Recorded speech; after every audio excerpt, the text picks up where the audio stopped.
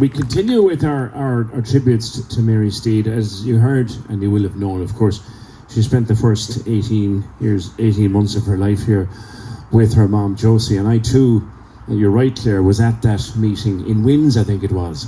And subsequently we met Josie, and she was an even bigger force of nature than her daughter. She was wonderful, wonderful. But not only was, you see, you got it a little bit wrong. Mary Steed was not just a proud Irish woman, she was a Cork woman. And she'd never let you forget it. Never. I want to introduce, Katherine is now going to speak about the Magdalene side of Mary's activism. Would you welcome, please, Professor Katherine O'Donnell.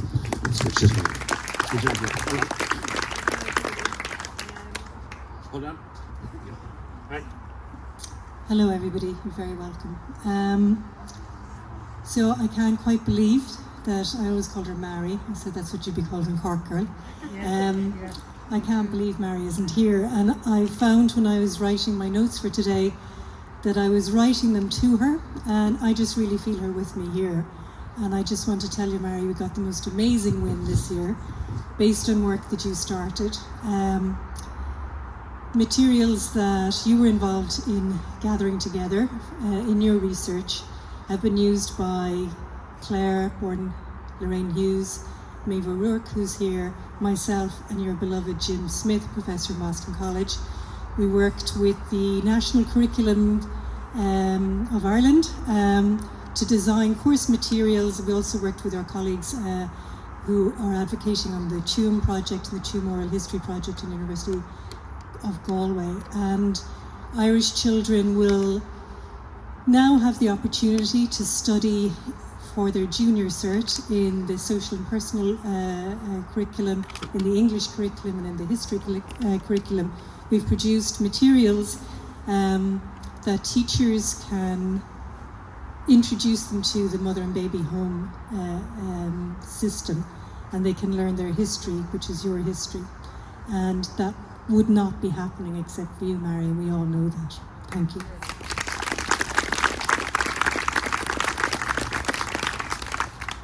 One of the things I loved about Mary was she was an absolute Cork woman with an American accent, but as a Cork woman, she was proud. There wasn't one scintilla of shame in Mary Tattle Steed. She proudly, when she heard Jim Smith's academic phrase, architecture of containment, she went, that's my family.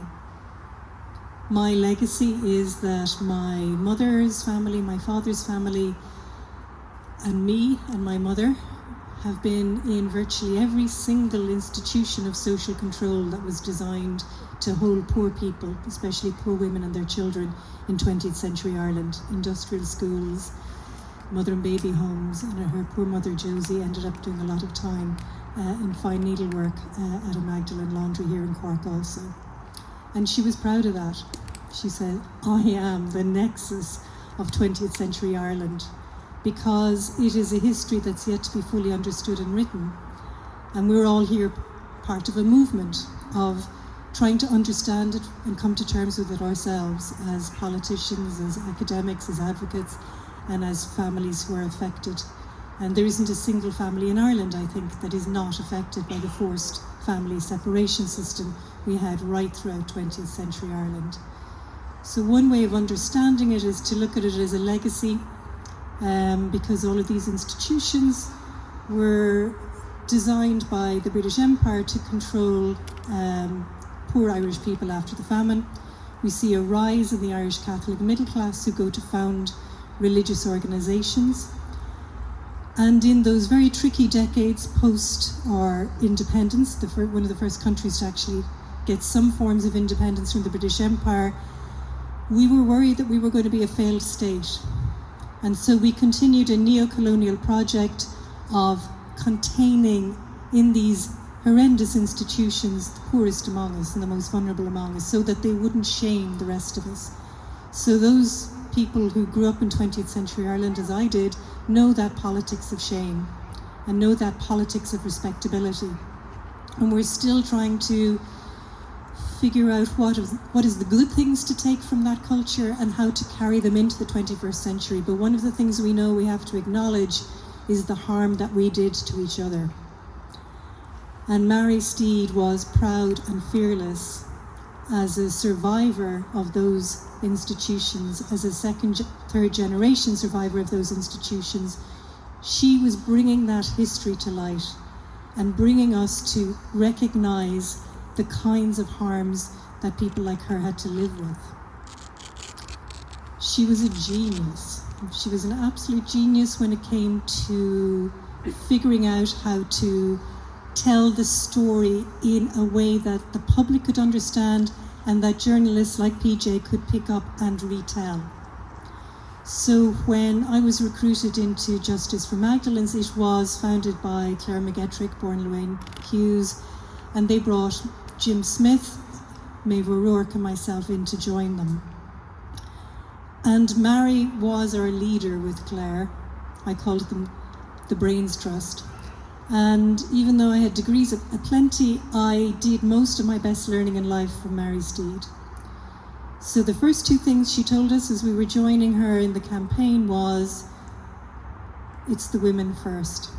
And we checked everything. All my great ideas, many of them had to go because it wasn't about the women first. And the other thing that she taught us was, do no harm. So sometimes we had a great strategy, but she was worried, and Claire was worried about this could potentially make the women more fearful, or this could potentially be upsetting. And so we stepped back.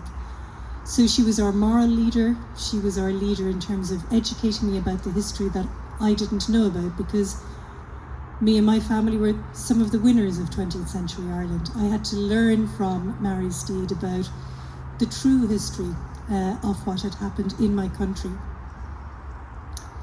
So she was a genius at getting the message out, and what she took care of for us were the PRs that we drafted for journalists. She, with us, drafted really good parliamentary questions, so we were getting information from the state about itself. She designed our website, she composed newsletters, she made PowerPoint presentations that looked much better than mine. She, as we've heard, she led online groups. She was superb representative and advocate at physical meetings, be it bishops, be it ministers, civil servants. And I always told her we lost a great camogie captain in Cork when Mary Steed was banished to America. She had nerves of steel. She was really good under the high balls. She was totally unafraid of trouble. And she knew how to maintain discipline in the ranks, and she knew when to strike. Not only that, she was incredibly graceful. She did all of this work while having a full-time job in Philadelphia. And under her own steam, paying out of her own pocket, she came back and forth to the country of her birth to advocate. So our office hours in Justice for Magdalenes campaign were basically open 16 to 18 hours a day. We had Mary and Jim in Boston, we had Maeve sometimes in London, and we had me and Claire in Cavan, Cork, Dublin. In one of the genius things that she did many genius things, but one of my favourite stories about Mary Steed was that we wanted to make sure that we had we knew there was going to be a change of government, because there was a disastrous economic collapse, and we knew the Fianna Fáil government were dead men walking. It was history. So we knew that the incoming people, there was going to be probably a Labour Fine Gael government. We knew we had to lobby them hard. We had, of course, the wonderful Kathleen Lynch of Labour, so Labour was safe. She was going to keep them in good order, and if it was anything to be done in her power, justice for Magdalenes would be served under Kathleen Lynch. But we didn't know about Fine Gael, and they were proving very, very hands-off when it came to our efforts to lobby them, because they didn't need us, we were trouble, and they were going to come into power and be in government. But one particular day, a certain Alan Shatter, who we felt was probably going to be the next Minister for Justice, rushed in, and there was no way we were getting any meetings with him, but he rushed into the Dáil chamber and just declared that Justice for Magdalenes was one of the worst atrocities to have ever happened in 20th century Ireland, that the government should be doing more and the government should really give these women justice, and it was an absolute shame. And this was all being recorded by Mary Steed based off the Oireachtas TV live stream. And she recorded that and made it into very clever little tweetable clips. And so we had Alan Shatter in a pocket. And that was just one story to tell of Mary Steed's amazing genius. If we go to the pub later, I'll give you many more. I remember in particular that she flew over barely for 40 hours. That was all she could afford to stay for when we finally got the apology in 2013. And again, we really needed her, as Claire Bourne Hughes says, that she was our rock. So she was there for all of the media, and there was intense media interest on those days. And she was there in particular to represent her beloved mother, Josie, who she had been finally reunited with in 2001. So they had 12 years together before poor Josie passed. And part of the kind of unification of Josie was incredibly poignant on so many levels as a witness to it. For a start, how much they shared of their spirit. You couldn't deny they were mother and daughter, how much they shared in their beauty. And Mary always put it down, it was a minor miracle that she had the luck and the help, but also she had the huge tenacity to find her mother in the face of so much silencing, lack of access to records, and lack of official help. But she did manage to find her. And when she found her, she found that here was a woman who actually knew the song that Mary had been humming all her life. And Mary used to use me as her kind of Irish language teacher and her Irish music teacher. I think I only ever taught her the phrase Poke Mahone. That was the only one she seemed to remember. But she had a particular song, and I knew many songs, but I didn't know this particular song that she was humming. And when she met Josie, she learned that was the song that Josie sang to her for the 2.5 years they were together here in Bessborough before they were separated. And Josie had knitted her the little cardigan that she's wearing. The Tatlow family took home video as Mary's been taken by an Aer Lingus air hostess down the steps. And you see a very bewildered, quite shocked little 2.5-year-old girl in a beautiful hand-knitted cardigan. And that was the last gift that Josie was able to give her before she was banished to another country.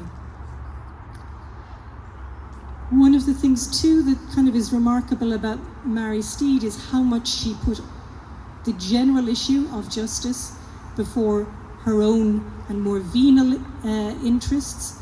So one of the things that Mary was able to get her hands on was the fact that, yes, she was one of these children who had been put under vaccine trials here in this mother and baby home by a major pharma company, Burroughs Wellcome at the time.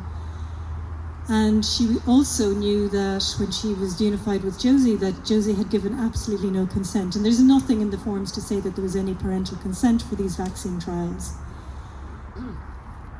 It was because she was putting others first that she never did the next step of going to lawyers and suing herself.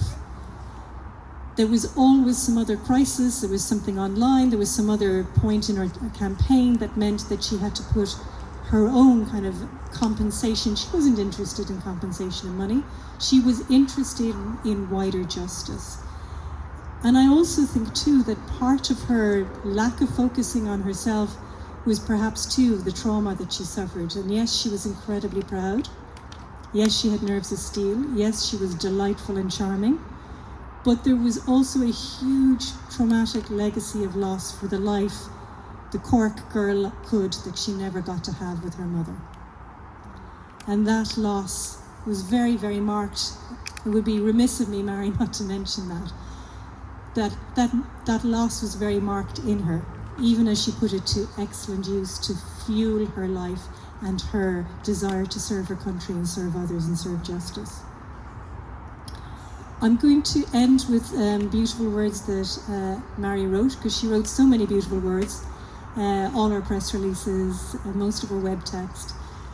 And these words are about her own mother, Josie, and they're for Josie's memorial booklet for her mass, her funeral mass in 2013.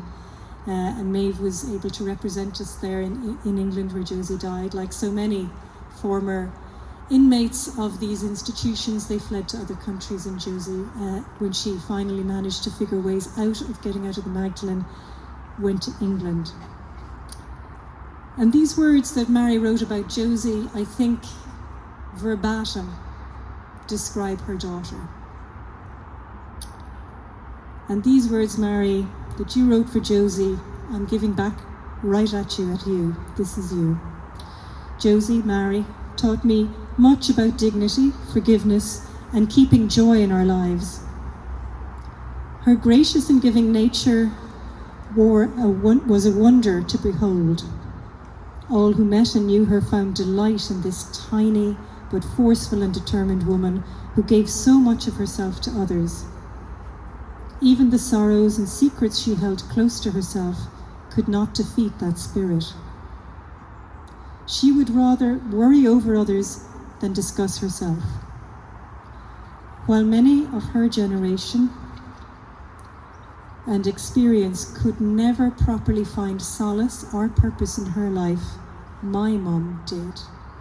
Mary did.